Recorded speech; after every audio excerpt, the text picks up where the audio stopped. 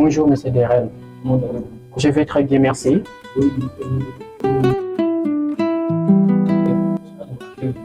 Bon, entre les craies et les micros, le vrai travail se trouve d'abord au niveau de la craie. C'est parce qu'avant que ça puisse se transformer au niveau des micros, c'est d'abord la craie qui m'a permis d'être au niveau des micros.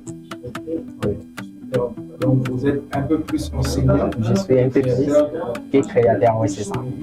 Et comment est née cette transition? Est-ce que c'est l'enseignant qui a besoin de plus d'audience ou le créateur de contenu qui a voulu éduquer davantage? Bon, en fait, c'est l'enseignant qui a plus besoin d'audience. Alors, pour avoir cette audience, il a pensé qu'il faut qu'il puisse aller sur les réseaux parce qu'en communiquant sa passion déjà sur les réseaux, vous allez voir, il aura plus besoin d'audience et c'est là où il va le rapporter plus du marché. C'est parce qu'il ne se limite pas à être un simple enseignant, mais il est aussi formateur, comme je l'ai dit, en art oratoire, création de contenu, mais aussi il accompagne les enfants dans leurs apprentissages comme en anglais, français et d'autres matières, que ce soit primaire, secondaire. C'est juste, ce sont des cours qu'il donne d'une manière à faire en sorte que les enfants puissent accroître leur niveau. Parce que tant qu'enseignant qu'il suis à l'école primaire actuellement, j'évolue aux humanités. J'ai compris que certaines leçons sont un peu difficiles à assimiler, mais lorsqu'on accompagne l'enfant à la maison, il peut comprendre, poser tant de questions qu'il veut. Vous voyez comment est née cette passion que j'étais enseignant et actuellement j'évolue toujours, mais je compte aussi les ramener en numérique pour puisse atteindre beaucoup d'audience. Très bien, merci. Le travail et l'usance derrière cet oratoire, comme vous avez dit, ça peut être un don inné parce que les uns naissent déjà avec cette capacité de communiquer facilement devant les gens. Mais pour que ça devienne vraiment une compétence qu'on peut monétiser, une compétence, il faut un peu de travail pour savoir structurer ce qu'on sait déjà. Alors, grâce à ça, moi, dès que j'ai compris que j'étais un peu timide au départ, qu'est-ce que j'ai fait? J'ai commencé à apprendre à me former pour que je puisse avoir cette capacité de communiquer avec aisance et aussi le faire profiter aux autres. Parce que, comme je l'ai dit, l'enseignement pour moi, c'est juste une passion. C'est depuis mon enfance, j'ai compris que je dois communiquer. C'est un peu comme ça. Mais si c'est un don que vous vous sentez déjà que vous avez cette capacité de transmettre, mais c'est juste que vous aurez un peu besoin de recadrer ce que vous savez déjà faire et puis pour donner plus de l'impact.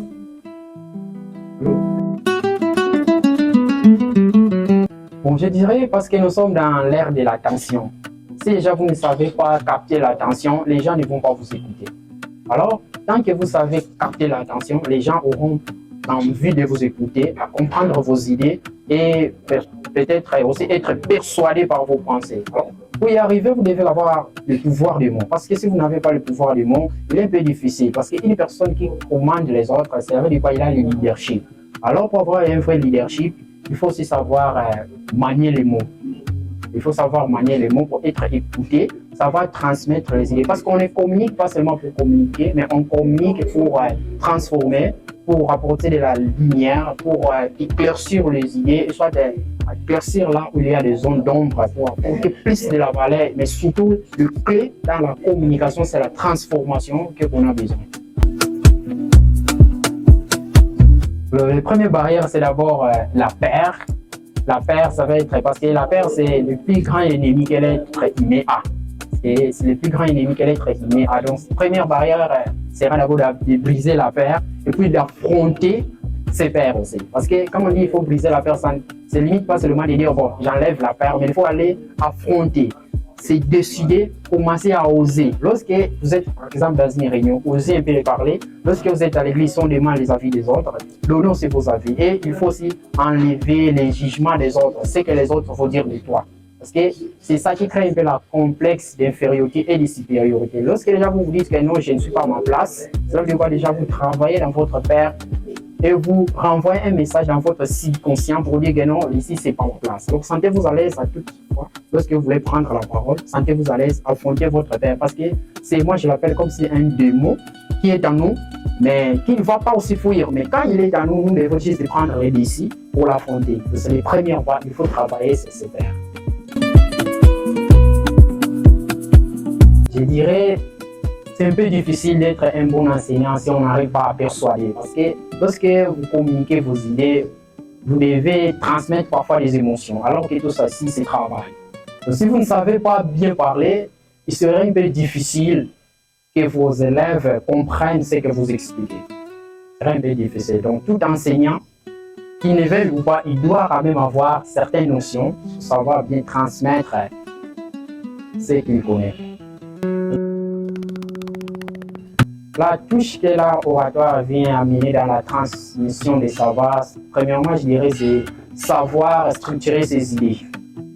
Parce que lorsque vous partagez un message, il faut de la cohérence dans ce que vous faites. Mais si vous maîtrisez déjà ces principes, vous savez que non, à un certain niveau, je dois faire ça pour que mes élèves, je parle des élèves étant enseignants, mes élèves font ceci. Non, ça, je dois éviter ça pour éviter de déclencher telle émotion. Donc, il faut d'abord savoir structurer ses idées parce que nous savons dans tout apprentissage, il y a souvent l'intro, le développement ainsi que la conclusion. Et si vous maîtrisez déjà là avec les techniques qui vont avec, vous serez capable de bien structurer vos idées lorsque vous voulez les partager avec une personne. Pour première des choses, moi je ne me mêle pas dans la masse. Pourquoi je dis je ne me mêle pas dans la masse? Tout ce qui se passe sur les réseaux ne m'intéresse pas. Et mon audience que je vise, souvent ce sont des personnes d'ailleurs sérieuses. Tout ce qui est actualité, divertissement, ça ne m'intéresse pas. Alors, pour apporter plus de l'éclaircissement, qu'est-ce qu'on va dire dans le message que je formule, je vais toujours apporter de la valeur. Alors, pour apporter de la valeur, la première chose, je vais identifier le sujet et puis faire des recherches approfondies pour que quand la personne tombe, il puisse quand même sortir avec quelque chose. C'est comme ça. Non. On ne discrédite pas. Pourquoi? Parce que je suis enseignant et je ne forme pas juste les gens pour devenir, je ne sais pas, des personnes inutiles, mais je forme des gens pour que demain ils puissent travailler dans la société. Alors, pour y arriver, qu'est-ce que je dis? Comme je l'ai dit, j'accompagne les élèves, j'accompagne des gens. Alors, pour trouver ces clients, il est indispensable pour moi de ne pas être sur le web. Donc, pour moi, je trouve ça normal, être enseignant et ensuite être une personnalité du web, je trouve ça normal. C'est ce que j'ai fait, a déjà une corrélation avec l'enseignement.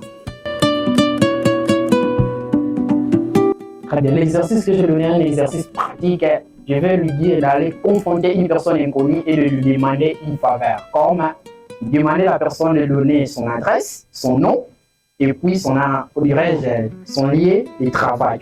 Là, c'est le premier exercice, d'affronter une personne inconnue, demander une faveur, soit l'air, l'adresse, son nom, ce sera le premier travail. Si déjà il arrive à faire ça, il peut commencer à évoluer.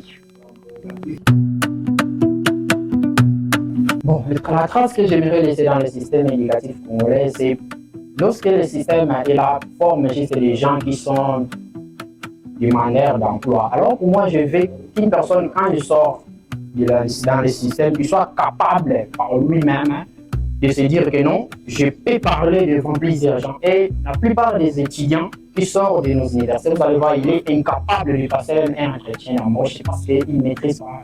Alors moi, je vais en sorte que dans 10 ans, tout le monde qui sort de l'université qui ait cette capacité de bien transmettre ce qu'il connaît et bien se défendre devant la masse. Bon, en ce qui concerne le travail, moi, qu'est-ce que je dirais? Il faut d'abord aimer ce que tu fais. Parce que si tu n'aimes pas ce que tu fais, ça sera un peu difficile de viser plus haut. Il faut aimer ce que tu fais, tes passions et travailler plus sur ça. Parce que quand on aime ce qu'on fait, on ne va pas avoir des tendances de ne plus chercher beaucoup plus pour apporter plus de la valeur. Alors, en ce qui me concerne, j'aime déjà l'enseignement et je resterai enseignant. Mais dans plusieurs secteurs, il faut apprendre, lire, chercher, participer dans les conférences comme celles qu'organise Identité pour accroître les niveaux et découvrir d'autres secteurs aussi, c'est important.